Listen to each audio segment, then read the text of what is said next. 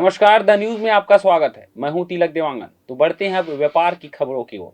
रिलायंस समूह के मुखिया मुकेश अंबानी ने अपना मुंबई स्थित बंगला एंटीलिया छोड़ कहीं और शिफ्ट हो गए हैं।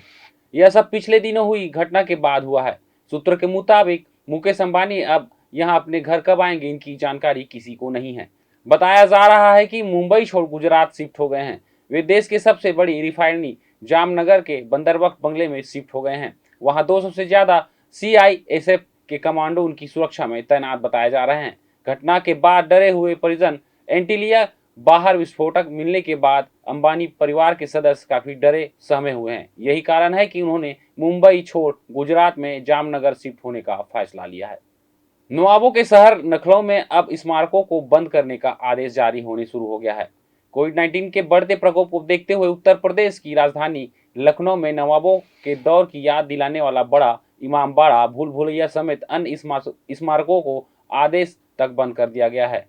ये आदेश जिलाधिकारी अभिषेक प्रकाश द्वारा जारी किया गया है। इसमें कहा गया है कि बड़ा इमामबाड़ा, भूल भुलैया, छोटा इमामबाड़ा, पिक्चर गैलरी और शाहजहां जफ इमामबाड़ा को अगले आदेश तक पर्यटकों के लिए बंद कर दिया गया है। यह आदेश तत्काल प्रभाव से लागू होगा। आदेश का उल्लंघन करने पर भारतीय दंड संहिता धारा 188 के तहत दंडनीय कार्यवाही होगी। बता दें कि कोविड महामारी के कारण पिछले साल मार्च में भी इसे बंद कर दिया गया था और सितंबर में खोला गया था। मध्य प्रदेश की राजधानी भोपाल में कोरोना का कहर जारी है। इस वायरल की चपेट में अब शासन प्रशासन के अधिकारी आ चुके हैं।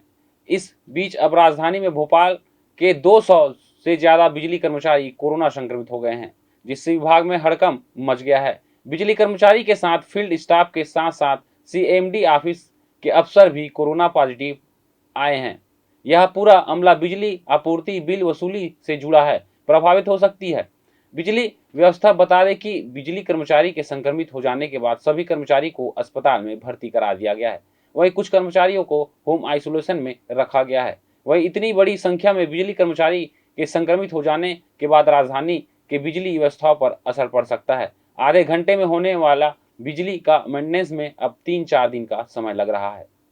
अपने उपभोक्ताओं को लुभाने के लिए इंटरनेट कंपनियां रोज रोज नए नए प्लान लॉन्च कर रही है। इसी कड़ी में जियो ने एक नया प्लान लॉन्च किया है। देश की दिग्गज टेलीकॉम कंपनी जियो ने हाल में ही अपना बेहद सस्ता प्रीपेड रिचार्ज प्लान लॉन्च किया है। ये युवाओं समेत कई लोगों को लुभा रहा है। ये बेहद किफायती भी है। यही कारण है कि पहली पसंद बन गया है। कितने का है ये प्लान? जियो के इस प्लान की कीमत 329 रुपये है। रिचार्ज करने पर कस्टमर को 6 GB high speed data, unlimited calling, 100 SMS का लाभ मिलेगा। इस वैधता प्लान 84 दिन है। वही हाई स्पीड डाटा लिमिट खत्म होने के बाद इंटरनेट 64 kbps स्पीड से चलेगा। साफ तौर पर यह कहे तो 6 GB यूज होने के बाद भी आपका इंटरनेट बंद नहीं होगा, सिर्फ उसकी स्पीड थोड़ी कम हो जाएगी।